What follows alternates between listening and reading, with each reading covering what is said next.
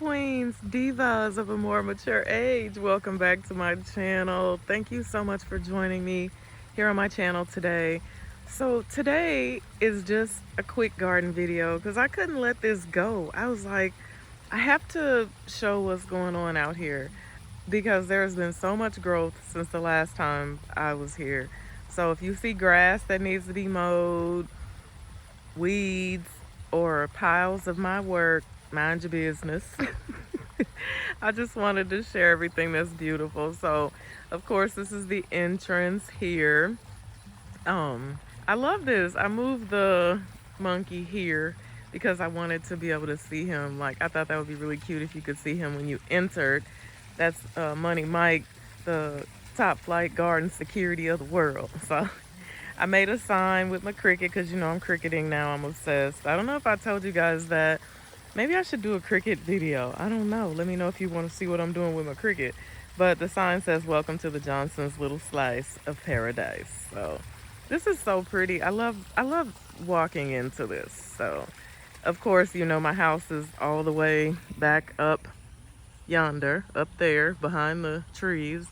And so my Bentley's down, aka my golf cart. So right now I'm on foot. But here we go. Let me show you guys what I have going on out here.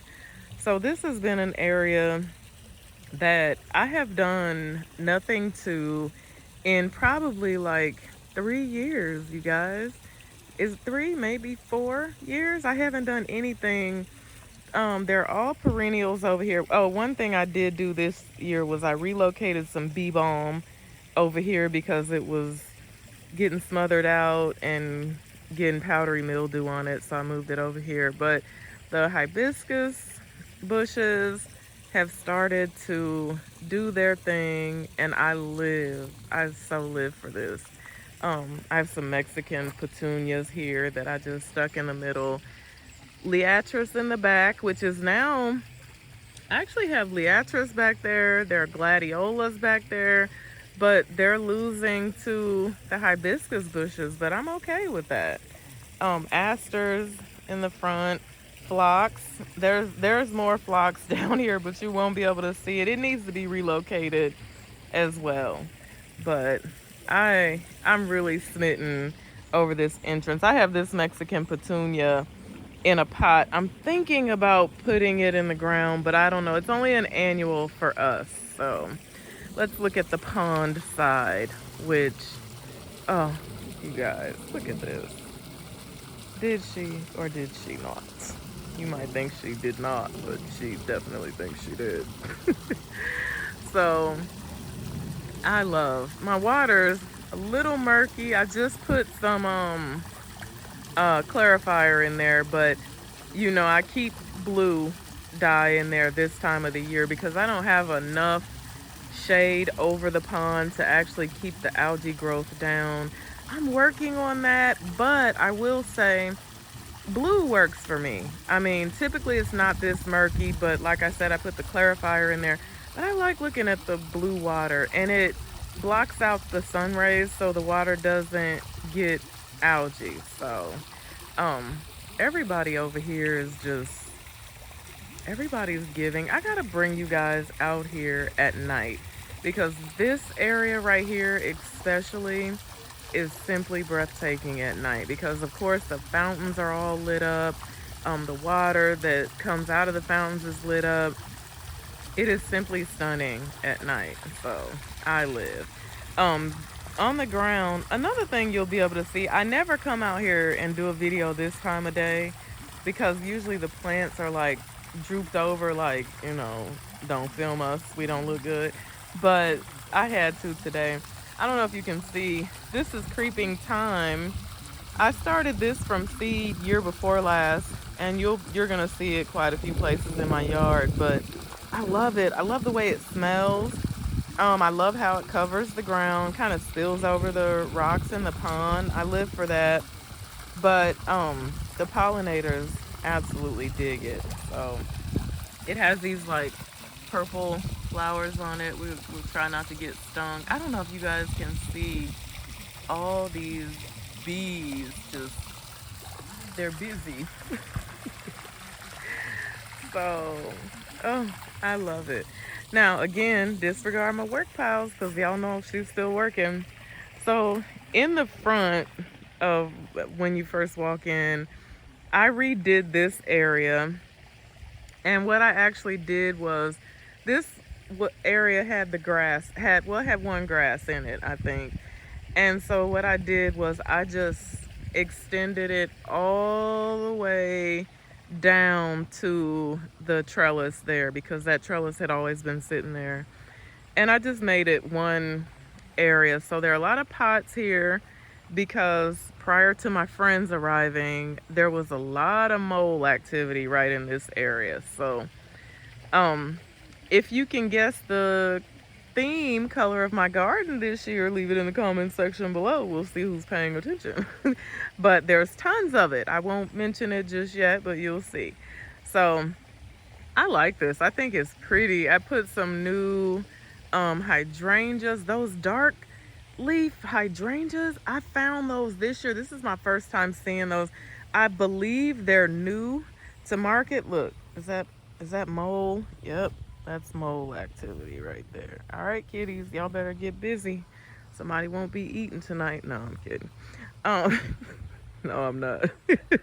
So these hydrangeas, oh my goodness, I love them. They are growing like crazy. I put them in those pots because of, I didn't want to take a chance on mole activity because obviously there's still some, but I might rethink that. But then again, I don't know because I have some other hydrangeas in some pots that you're going to see that I rescued.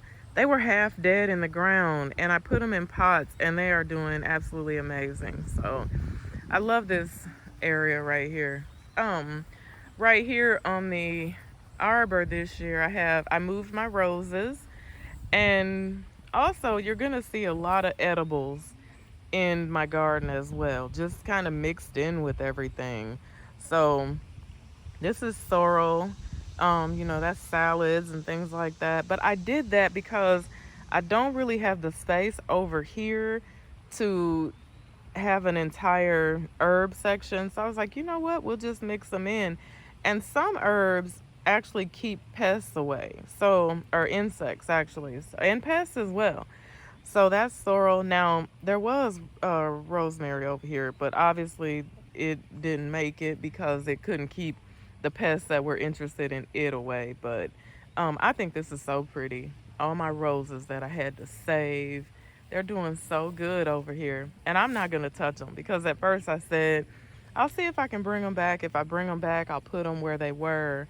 But I'm not going to do that. So we'll go over to that side in a minute. But first we must go to another one of my favorite areas. You're going to hear that like through this whole video. This is my favorite. My smoke tree, smoke bush. This thing needed some serious work after the cicadas left. So I cut all the limbs and everything from the bottom section of it because I need those branches to thicken up. So I was sitting there looking at it today and I was like, you need to take one or two more of those little skinny minis out. And I'm probably going to do that. But for now, I'm just letting it be. Again, what's the theme color of her garden this year? I don't know. Figure it out. So over here, you guys know I call this whole little section, this side and the side on the other side, Pollinator Paradise. And you will definitely see why. So what's over here? Allium. Oh, my phone's getting so hot. Alliums. There's Gara. Gara's getting ready to start blooming again. I can't wait till the wispy fuchsia colored flowers with the purple alliums in the back. And then I have butterfly bushes here. And then the front, I lined the front of it with petunias. And I bought two different kind of petunias and I didn't really realize it because I bought them at two different times. But I am going to go back and get some more of these so I can trade them out with the wiry ones because I don't like the wiry ones. But more butterfly bush. Over here is catmint, which is getting ready to do its thing again. I had to save it from some damage, but it's starting to flush out again. And it's actually, I see where it's starting to bloom again. But when that's all bloomed, and then the blue fountain, which is not on at the moment, right behind there, that is always so pretty. I love looking at that. Um, this little tree, kind of topiary type tree, always a favorite for me with these little purple flowers on it. This is an annual. I've been buying that for like the past 3 years. I really need to try to save it this year or see if the seeds will bloom for me because it actually gets a lot of seeds on it. So I need to see maybe what the seeds will do for me. But I live. And then, this is my work holding space slash my chill spot. So, she gets that cleaned up in the end. But I always wait till I'm done tracking mud and everything to get it all hosed down and everything. But I love the colors going on up here this year as well. And I did all cobalt blue pots on here. So I have some heliotrope over here, which smells so yummy. So yummy. Oh, another thing I bought a lot of this year were these little gomphrena. How cute. Those are so cute and dainty, right? Got petunias in there, some sand cherry shrub bushes that I had to dig up and try to bring back to life. And they're actually doing really good in there. So of course I'll take them out of those pots probably in the fall and relocate them to somewhere else. But over here, same thing. I have gardenia here. On the back side, hydrangeas, which I love looking at the white hydrangeas up against my purple dial back there. I think that's so pretty. I just got that hydrangea standard. I'm gonna put it in the ground, but I'm waiting because I know there's some shenanigans that go on back here on this back side of the deck as well. But I love that tree. So it's doing really good so far. So we'll see how that goes. So look at my weeping redbud. Oh, my cousin tree, right? So pretty. And then the buckthorns, the fine line buckthorns this year. This is the best they've done. This is the biggest they've grown. So this is definitely a leap year for them. They are looking really good. So I got that from let her think about it, a garden store, not Chalili, which is a shock because that's where I get most of my garden knickknacks from. Double play doozies over there lining the side of the deck, and then I have a wisteria vine that I'm training. I actually want that to grow up and all the way over the side or the top of that deck. This is just where we grill, and I don't even think we really eat there because the table's entirely too small. But look at this pot, y'all. Get your entire life. That's a puffer fish. Look how pretty. And I sit, let me show you where I like to sit. I like to sit right on the corner of there and just look right here. I love. So, all right. And this is part of Pollinator Paradise over here. I don't know if you guys saw that big butterfly that just flew past us. So these Susans, I've told the story before about how I had a lot of coneflowers over here, but the Susans took them out. So there's a few of them still over here that kind of popping up here and there, but for the most part, it's just basically Susans, black-eyed Susans over here. And then I put I can never remember the name of these purple flowers. They're annual going along here. But and I suddenly have this obsession with garden balls. Like this one right here glows in the dark. Two of these light up. I love those. I like them in the daytime especially. So year one for bougainvilleas. I'm a bougainvillea. So a friend of mine, she has tons of bougainvilleas, but she lives in sunny California, so she can actually grow them. I have never even seen them here before, but I was at the nursery like probably about 2 months ago, and they had some, and I was like, oh, I ordered one last year and it died on me. I didn't even get a chance to put it in the ground before it died. So I bought this one from the nursery, and I was like, let's give her a go. So I put her here on this um, lamp post, and man, how pretty is that? And look at those fuchsia leaves with the purple petunia in the box. Oh, girl, get your life. Oh my God, I love it. Um, and more mess. This is work. But look at that coneflower that's popping up. I wish more of those would have came back. Like those were some of my favorites, and it used to be a lot of them over here. So I don't know what happened. I still have some stuff I have to get in the ground, hence this gardenia right here. But back here, I moved some hydrangeas back here because this gets sun for a portion of the day and then it goes to shade. And these hydrangeas really seem to like it back here. They're doing very well back here. That one over there, not as well as these, but I feel like I don't even know how she ended up so far ahead of the others. I think I'm going to push her back a little bit, but they're doing so good over here. Look at those big, huge heads on there. Oh my God. And my elderberries, which had berries, but the squirrels stole them, so that is no more.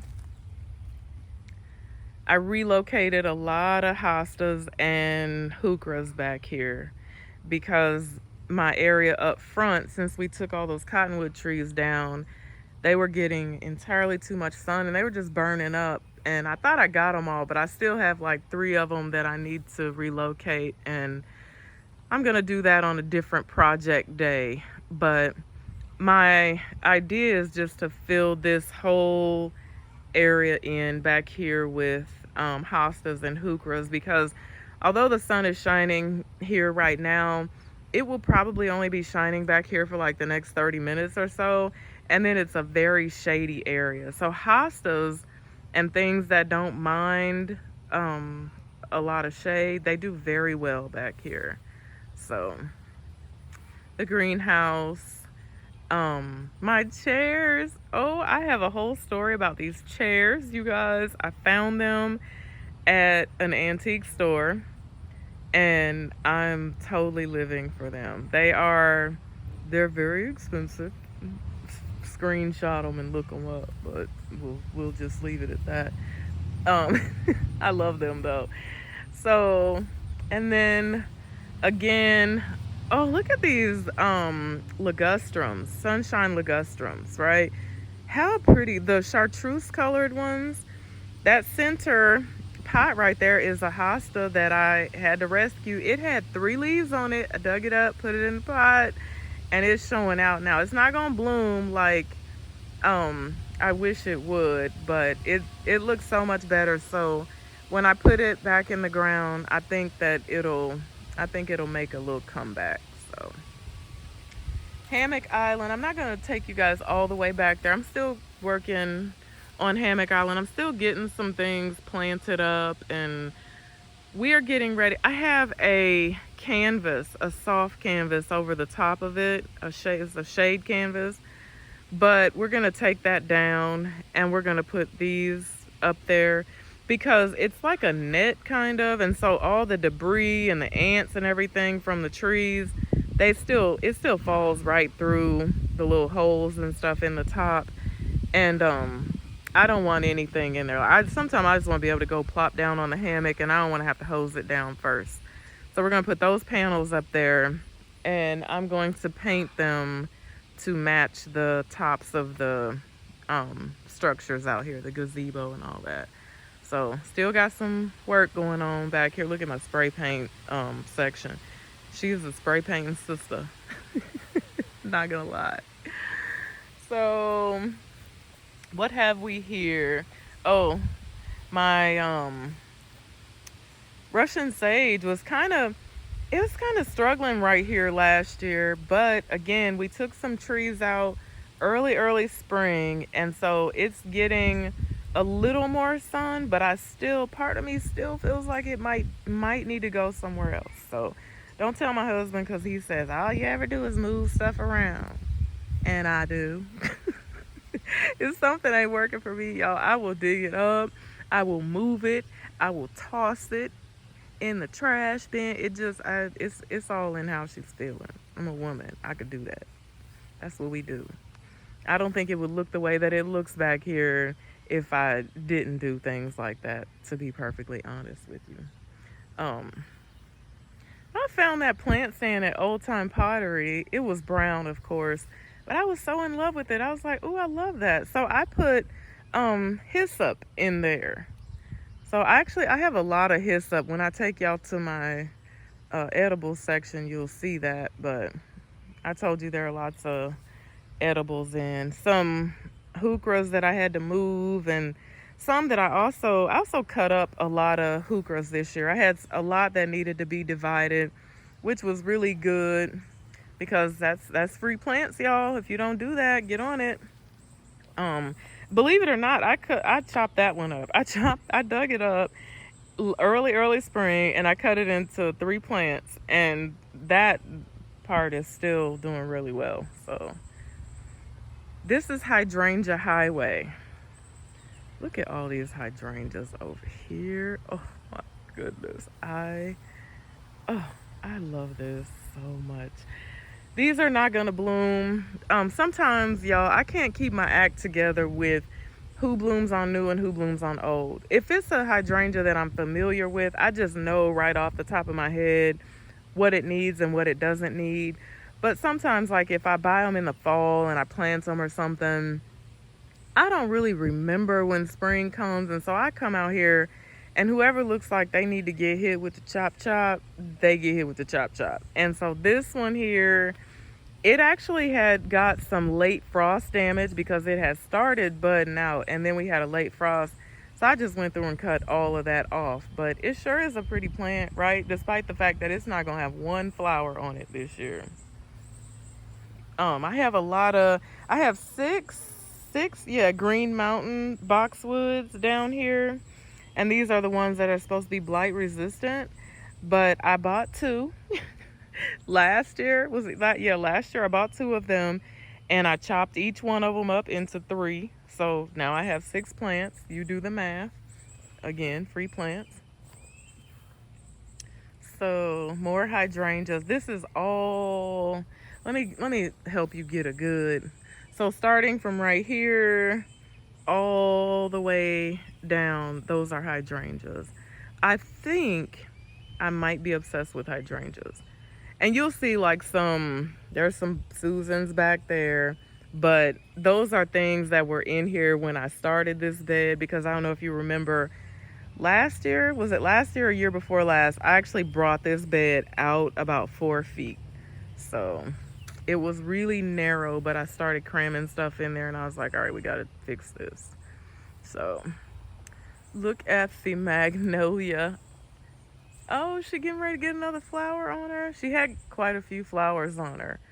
Those smell so amazing. So amazing. Again, more projects.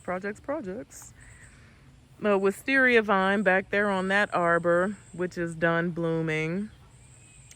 And my willow bench, my antique willow bench, which I truly love. The sad thing about it is I think I'm going to have to take that out of the weather, or I'm gonna have to treat it because the bark is starting to chip off of it. So something needs to be done. So now we're back here to where there's a lot of work that needs to be done. So this entire section back here, that's all limelights, which grew. Look at these things, y'all. Do y'all see how I have 3 arborvitaes in back of those? And the limelights have reached nearly to the top of the the arborvitaes. These have been back here for 3 years now. And this year they are showing out. So the only thing I don't like about limelights is their desire to flop. I cannot. But I think this area, when I get it done and My husband is in the process of putting electricity back here so that I can get my fountain back there in the corner up and running. Um, I think they'll be worth staking. Because if you've ever watched me before, you know that staking ain't worth my time. If you flop, you flopped. you just you just laying on the ground. Because if you can't stand up on your own 2 feet, I don't have a lot of time for it. So, but I don't know. We'll see. We'll see what they do. Another thing I feel is that typically every year I come in and cut all the dead branches and everything out. I didn't touch them this year. And so with that, I'm hoping that that gave some of these branches the ability to strengthen up, but we'll see. But yeah, so I have some oak leaves over there on the other side. I have some white hibiscus back here. This is the white garden. I don't know if I mentioned that. So I can't wait until I get this cleaned up and, you know, get it all squared away. And the water fountain is running. I can come back here and sit with my Cabernet Sauvignon and live my best life. All right, now over here by the chicken coop, doesn't look like the chickens are out here eating any of my plants today. That's great because it might be a little too hot for them, but I'm cool with that. So hyssop, that's swamp butterfly weed there. There's salvia over here, but mostly hyssop, Joe pie weed, and echinacea along this way. That's a pie weed there, which really shot up this year. So got some different kinds of salvias.